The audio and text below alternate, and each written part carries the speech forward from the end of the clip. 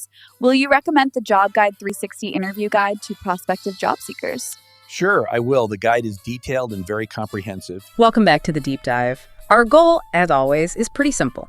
We take all this complex research, the industry blueprints, the real-world experience from our sources. Yeah, distill it down. Exactly. And give you the essential strategic knowledge you need fast. Get right to the core of it. Today, we are cracking the code on a really key role in cybersecurity, the Vulnerability Assessment Analyst. Super in demand right now. Totally. I mean, every company is basically a tech company now, right? So defending digital systems is just paramount. We've pulled together everything from job interview questions to best practices to really build out a blueprint for what this role actually needs. And these sources, they're great because they show it's so much more than just like running automated scams. Right, not just button pushing. No, it demands real strategic thinking.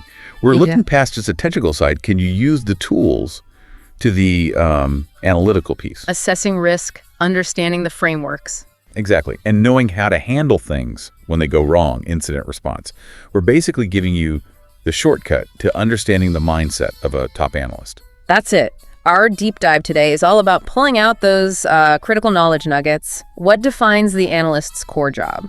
Moving beyond just finding stuff to, strategic defense. Yeah. Okay, so let's start at the beginning. The absolute foundation. If you're assessing vulnerability, you got to know the boundaries, right? What is the core function here? How is it different from, say, pen testing? Okay, this is fundamental. Super important line to draw. The analysts, they're focused on vulnerability assessment. VA. VA, okay. It's systematic. It's non-intrusive, mostly. It's about scanning, analyzing, identifying, and then categorizing all the potential weak spots. Like what specifically? Oh, unpatched software, systems configured badly, weak passwords, all that stuff hiding in an organization's systems. Gotcha. And the other side?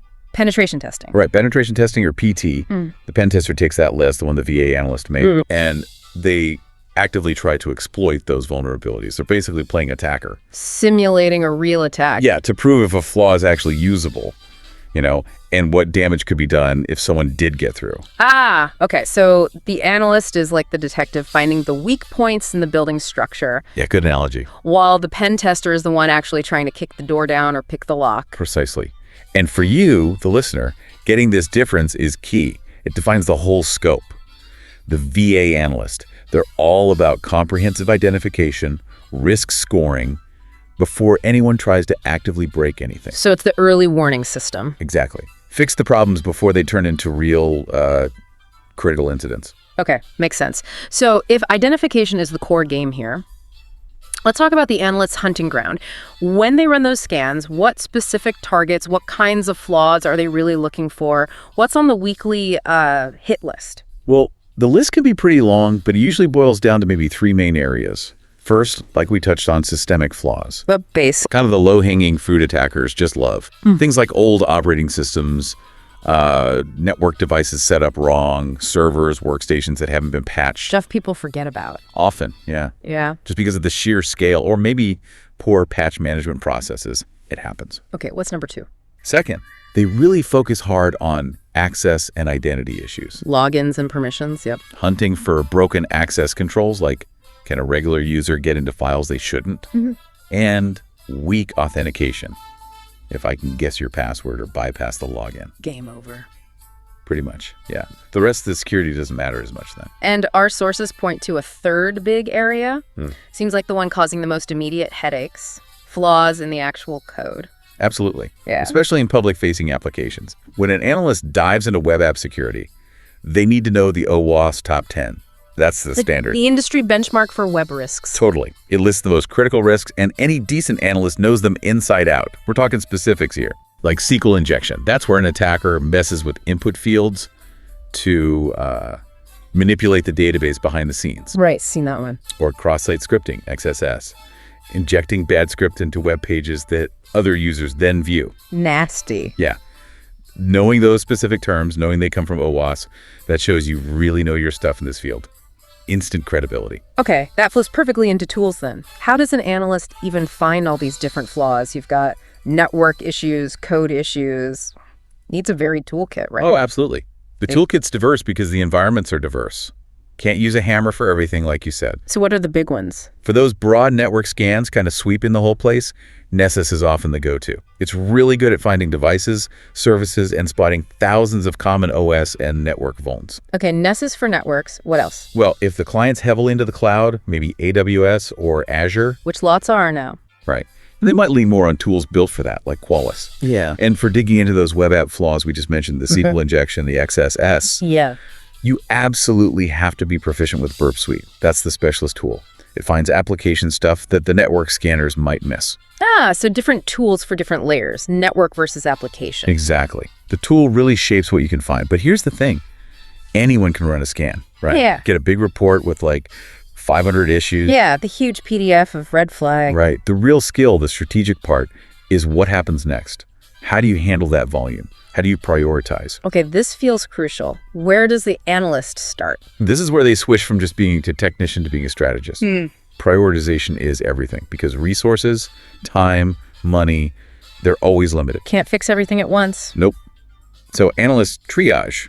They weigh things up using 3 core factors: severity, exploitability, and potential business impact. Okay, break those down. Severity. Severity is the technical rating. Is this bug technically critical, high, medium, low risk? Just the raw technical danger. Right. Exploitability.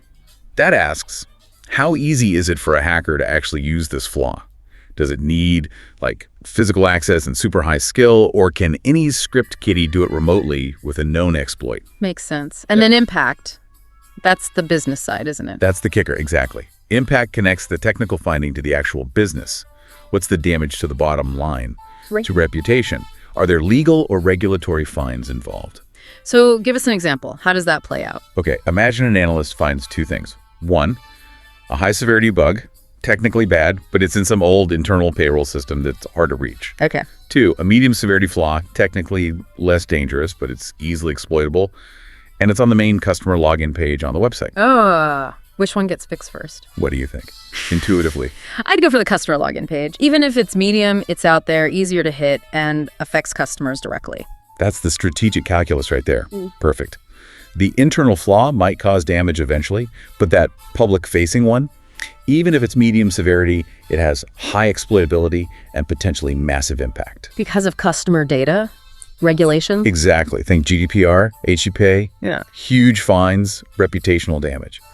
So the smart analyst pushes those highly exposed, easily exploitable vulns right to the top, even if the raw severity score is a bit lower. Minimizing the immediate business risk. That's the name of the game. That's thinking like a risk manager, not just a scan jockey. That's a fantastic distinction. Okay, let's pivot slightly. We've talked about finding flaws, prioritizing them. What happens when they find something really bad? Maybe something being actively exploited or just needing immediate attention. Walk us through the response. Right. Incident handling. Needs to be disciplined, needs a clear process. Our sources lay out a pretty standard 4-step strategy. Let's say they find a critical SQL injection on a live client website. Okay, red alert situation. Definitely. Step 1, immediate careful reporting. You don't just like ping the developer on Slack. No. No, you trigger the formal incident response plan, report it clearly to security and the dev teams officially, document everything. Got it. Formal and fast. Step 2. Step 2 is stabilization. Get a temporary fix in place fast. Like a Band-Aid. Kinda, yeah. Before you spend days coding the perfect patch, you need to stop the bleeding now. Maybe deploy a quick firewall rule, a WAF rule to block the bad input. Maybe even take the vulnerable bit offline for a short while. Okay, contain the threat first, buys you time. Exactly. Which leads to step 3. Implementing the permanent solution. This is where you work closely with the developers, rewrite the bad code, add better validation, fix the root cause properly. A long-term fix. Right. And then the final step, absolutely non-negotiable, retesting. Make sure it actually worked. And that the fix didn't break something else or open a new hole. You have to run follow-up scans, maybe some manual tests to absolutely verify the vulnerability is gone. Closure requires proof. Report, stabilize, permanently fix, validate. Seems logical, disciplined. It has to be. But here's the constant headache, right? This field moves so fast. Attackers find new tricks constantly. How does an analyst make sure they're not just scanning for yesterday's threats? Yeah, that's the race. Continuous learning isn't just, a buzzword on a resume for this job. It's daily survival. So how do they do it practically? Several ways, several channels they have to keep open. First, they're subscribed to the key cybersecurity newsletters, following the reputable security blogs, participating in forums, maybe attending webinars or conferences. Keeping their ear to the ground for new attack methods. Exactly. Understanding the emerging stuff. But the most critical kind of structured practice, daily checks on the main vulnerability databases. You mean CVE and NVD? Those are the big ones. CVE, Common Vulnerabilities and Exposures, and the NVD, National Vulnerability Database. Quick explainer for anyone listening who hasn't heard those terms. They're like the central libraries for known flaws. That's a good way to put it. CVE gives every known public vulnerability a unique ID number. NVD takes that CVE data and adds more context, severity scores, impact details, links to fixes. So the analyst checks these. How often? Every day. Seriously.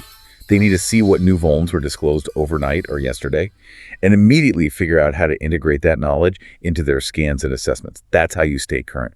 That proactive integration is key. Okay, that brings us towards the wrap-up. If we boil down everything we've covered, the VA versus PT distinction, the flaws they hunt, the tools, the crucial prioritization, incident response, staying current, what's the essence of this role, the distilled demand? I'd say it demands resilience, first off, and adaptability. But it's really underpinned by kind of dual mastery. You need that deep technical skill, knowing Nessus from Burp Suite, knowing OWASP. Nuts and bolts. Right, but that has to be paired with strategic insight. You need to weigh technical severity against business impact. You need to be able to run that structured, calm response, even when things are hitting the fan. Technical depth plus strategic thinking under pressure. That's it. So for you listening, what does this all mean? You've essentially got the professional blueprint now, the knowledge to really understand and talk intelligently about this vital analyst role. You see how these digital defenses actually work in the real world in a business context. Now, we just talked about how vital it is to use databases like CVE and NVD to stay updated on known issues, which leads to a really interesting challenge, sort of a final thought for you to chew on. Okay. If so much of the analyst's routine involves checking for and scanning against flaws that are already listed in these public databases, how does a really top-tier analyst balance that necessary work against the hunt for entirely new threats, the 0 days that aren't in CVE yet? The unknown unknowns. Exactly. What methods do they use to try and find or defend against an attack vector that nobody's documented? How do you hunt effectively when you're basically, hunting in the dark for something brand new? That's a great question. A tough one. Something for you to think about. That's a wrap on this deep dive. Thanks for joining us. Thanks, everyone. We'll see you next time.